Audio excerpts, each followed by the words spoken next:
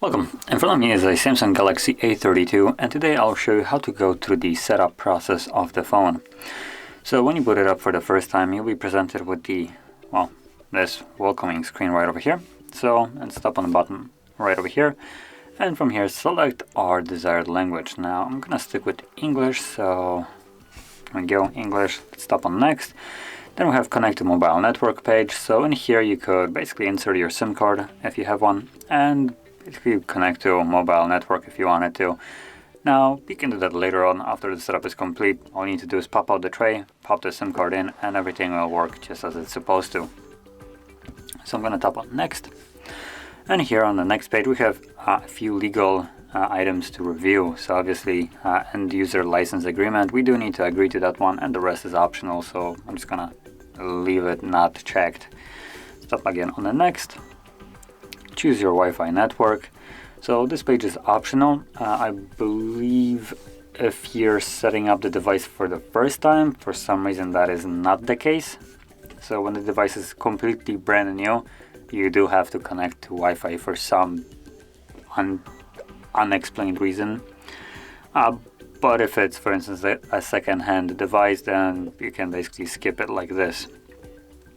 Now by skipping Wi-Fi, you will lose the ability to connect to log into your Google account, at least throughout the setup, and also you won't have the option to restore the device from a Google backup. But all of that can be done later on once the setup is complete, just to the settings. Now copy apps and data. Now this is just the Samsung, I believe, version, so you can set it up as new by tapping don't copy. And on the next page we have Google services. So we have services like location, scanning, and sending user and diagnostic data. Now location is one that is actually, I would say, useful in certain cases, like using your phone as a GPS tracker so you can get an accurate route to your destination using Google Maps. But then we have scanning, or actually going back to the location, there are also apps that will use your location for literally no reason. For instance, Xiaomi smart home appliances. So apparently their thermometer, as an example, when you download the Xiaomi smart home app, or whatever it's called, and you, for instance, try to add just a thermometer that they have, that thermometer wants your location for some reason, but I digress. So moving on, we do have also scanning, so it allows the device to scan for signals, things like Wi-Fi or Bluetooth devices around, and then send user and diagnostic data, which basically gathers data on how you use the device and sends it to Google. Nice. So you can deselect all of those if you actually value your privacy, and then tap on accept, and basically still have no privacy because it's Google. So next page, protect your phone. We have a couple different ways that we can do it. Face recognition, fingerprint, and PIN pattern or password. Now the first two options will always require for you to set up either PIN pattern or password, one of those three. But if you want to select one of the three below, you are not required to select this one. So that is so, for instance, if something happens to your face or your fingerprint or both, you still have some kind of other way to unlock your device. And also, if you don't want to protect it at all, you can tap on skip anyway, and not have any kind of protection on your phone.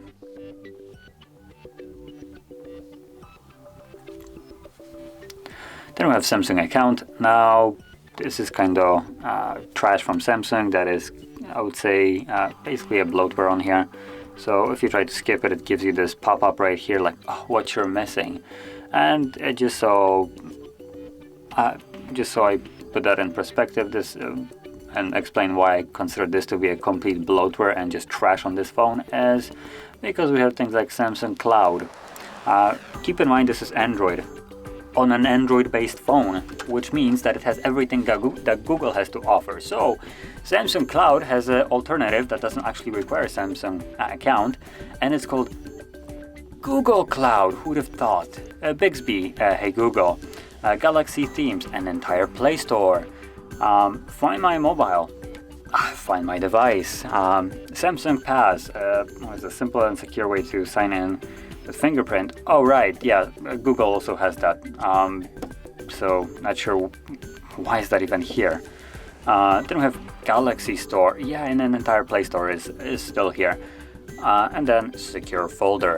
And if Samsung didn't do anything to the file manager here or some kind of app, then I'm pretty sure the secure folder should be present here as well. But that is the only thing that might not be actually. So yeah, a lot of this is just literal bloatware.